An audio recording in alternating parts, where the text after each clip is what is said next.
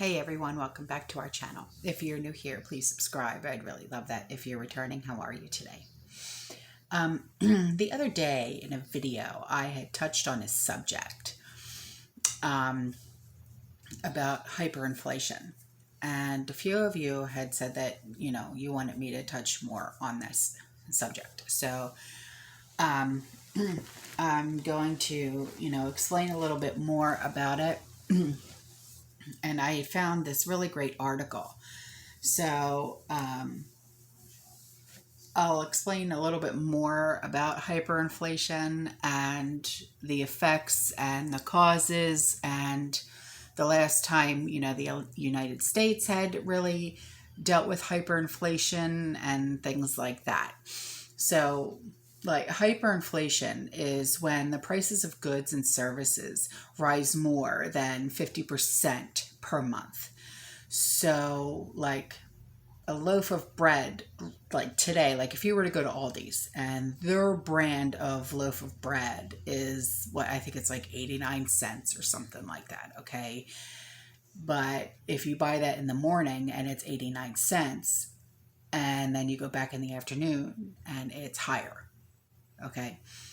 The severity and cost increases distinguishes it from other types of inflation.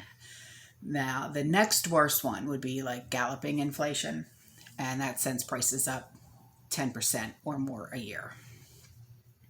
The causes of hyperinflation has two main causes, okay? It's an increase in the money supply and demand pull inflation. The former happens when a country's government begins to print money to pay for its spending.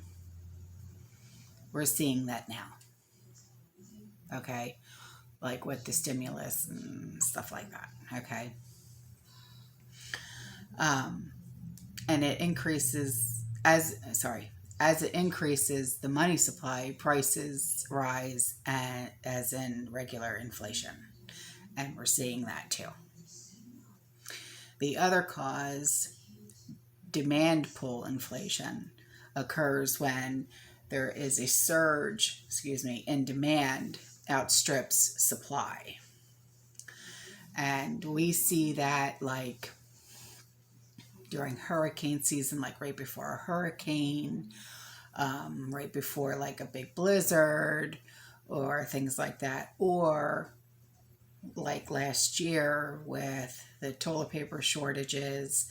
Like remember when we had like people were panic buying and things like that, okay? Now that sends higher prices too. And then this can happen due to increased consumer spending, due to a growing economy, sudden rise in exports, more government spending, okay? Now, these two often go hand in hand. Instead of tightening the money supply to stop inflation, the government might continue to print more money, which is what they're doing. With too much currency sloshing around, prices skyrocket. And once consumers realize what is actually happening, they expect continued inflation. Then they buy more now to avoid paying a higher price later. And that excessive demand aggravates inflation. It's even worse if they stockpile goods and create shortages, like panic buying. Not so much what we do, but panic buy. Now the effects to keep from paying more tomorrow, people begin to hoard, and that creates shortages. And it starts with durable goods like automobiles, washing machines. If hyperinflation continues, people hoard perishables like milk and bread. And these daily supplies become scarce and the economy falls apart. Now, people lose their life savings as cash becomes worthless. For that reason, the elderly are most vulnerable during hyperinflation because banks and lenders go bankrupt since their loans lose value. They run out of cash as people, because they can't make deposits anymore, and they stop paying on loans and things like that, right? And then hyperinflation sends the value of currency plummeting in foreign exchange markets. The nation's importers go out of business as the cost of foreign goods skyrocket. Unemployment rises as companies fold. The government tax revenues fall as it has trouble providing basic services. The government prints more money to pay its bills, worsening the hyperinflation. Now, there are only two winners when it comes to hyperinflation.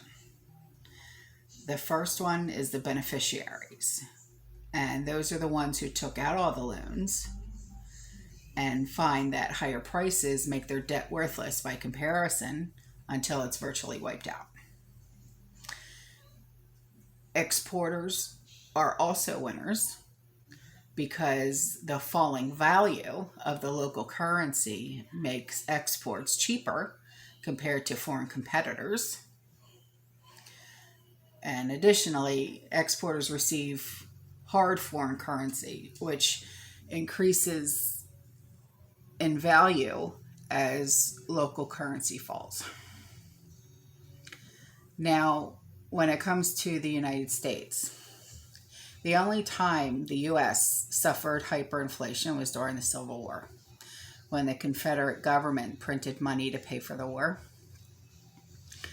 If hyperinflation were to reoccur in America, which is what we're starting to see, the Consumer Price Index would measure it. The current inflation rate shows that the U.S. isn't in the double digits like for hyperinflation. They're saying that it's nowhere near hyperinflation. It's not in the double digits, but that's what they're saying. But you can't really rely on what they're saying. You know, you have to see it for yourself. And what we're seeing is completely different from what they're saying. You know what I mean?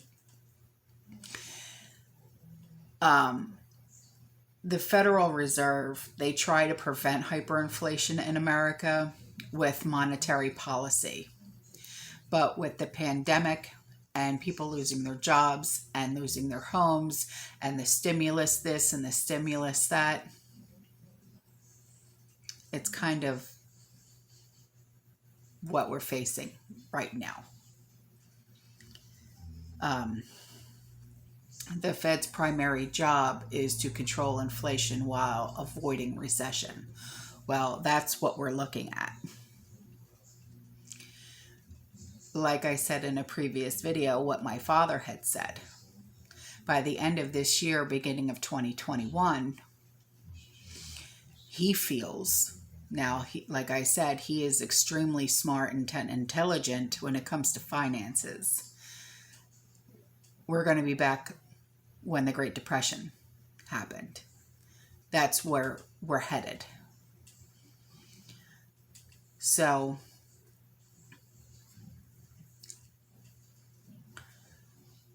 that's what he sees. And I'm starting to see it too.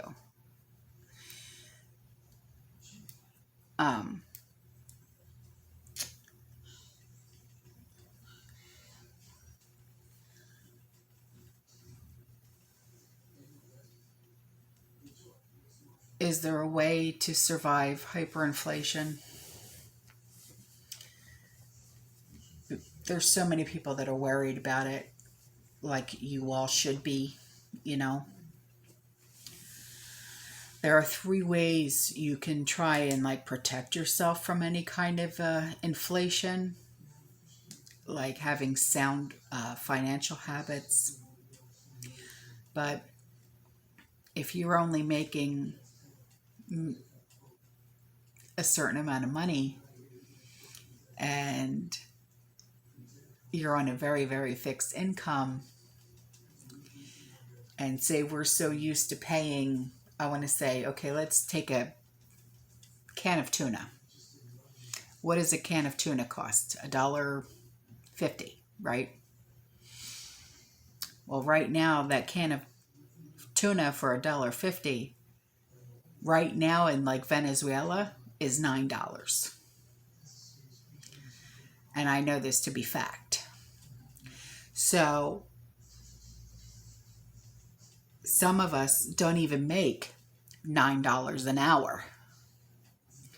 So I want you to take that into consideration. This is what hyperinflation is. So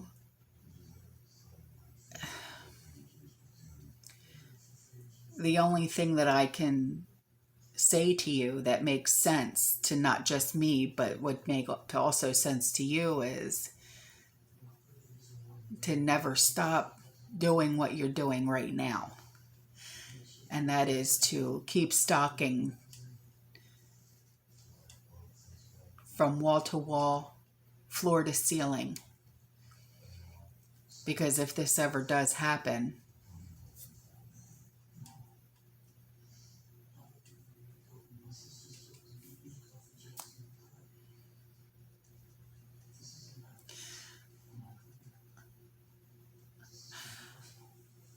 I'm that one person in my family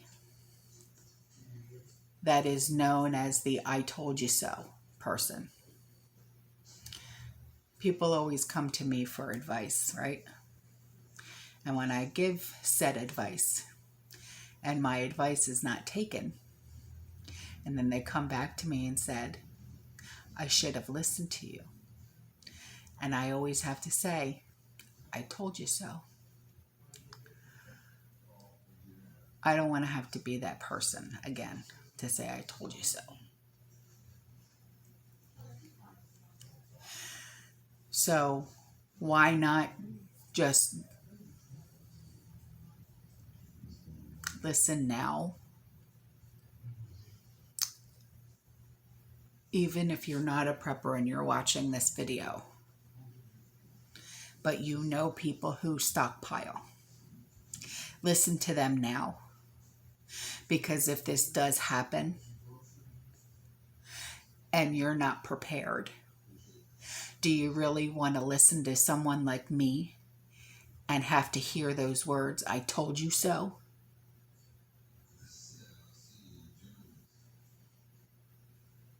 Because I hate being that person.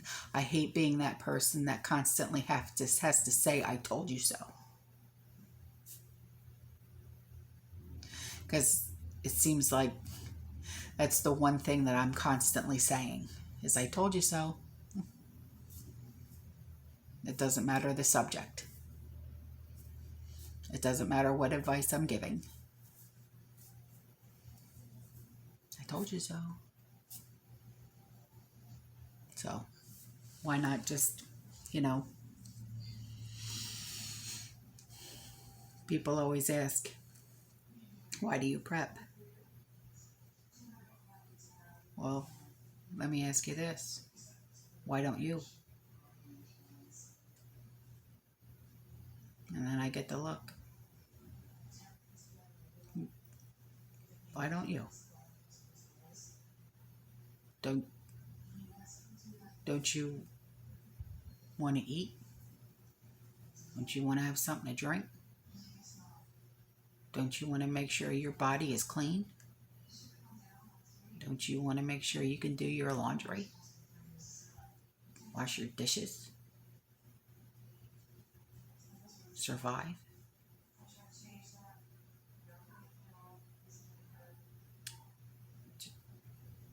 I'm serious. or you think you're just going to go to your friend's house or your family's house that is a prepper and just think that you can take what they got. Because I guarantee you, we're not going to be the ones to open the door to you. Sorry. So the next time you ask one of your friends or your family members why they're stockpiling, why don't you ask yourself, why aren't you? No. That's all for this video, guys. I love you. See you in the next one. Stay safe, stay positive, keep prepping, fearless.